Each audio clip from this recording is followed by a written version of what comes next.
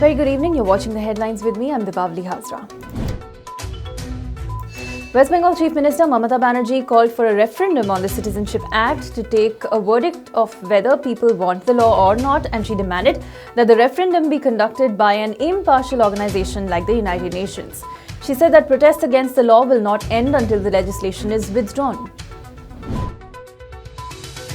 Amid day-long protests, Delhi police in a press briefing said that they were closely monitoring social media and that they were identifying the people spreading rumours and would take legal action against them. Meanwhile, government sources released a fact sheet on what the Citizenship Act was actually about. Ministry of External Affairs spokesperson Ravish Kumar said that a postponement or cancellation of a meeting with Bangladesh could not be considered as a hurdle in Indo-Bangla ties, even as Anti-Citizenship Amendment Act protests raged across India.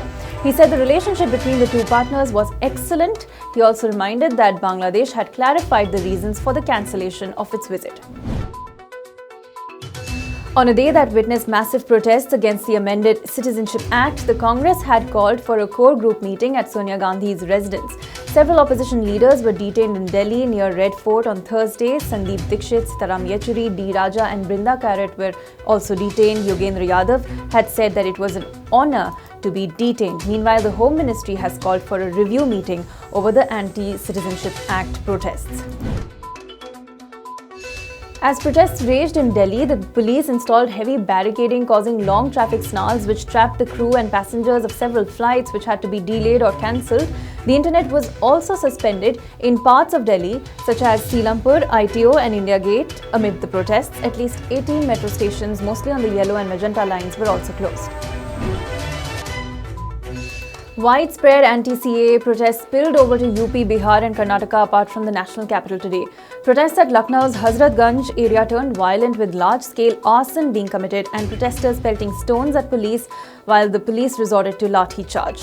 UP Chief Minister Yogi Adityanath said that the protesters will have to compensate for public damage. At least 100 people meanwhile were detained in Bengaluru, even as Chief Minister Yediyurappa appealed for calm, saying that the CAA does not affect any Indian citizen. The BJP pulled out an old video in which former Prime Minister Manmohan Singh can be heard seeking more liberal citizenship procedures for minority refugees from neighbouring countries. In an effort to counter the Congress's attack at the government, the BJP has released this archive footage from the Parliament in 2003, where Manmohan Singh is arguing in favour of a law like the one the BJP has introduced. The Delhi High Court did not grant interim protection to protesting students from coercive action including arrest. The court, however, issued a notice to the centre, the Delhi government as well as the Delhi police on a PIL seeking setting up of a fact-finding committee to look into the violence at Jamia Millia Islamia University during the protests against the Citizenship Amendment Act.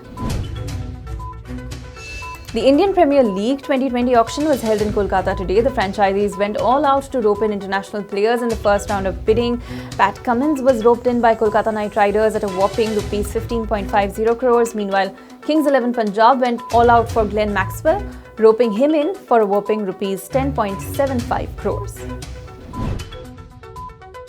That's all for now. Thanks for watching.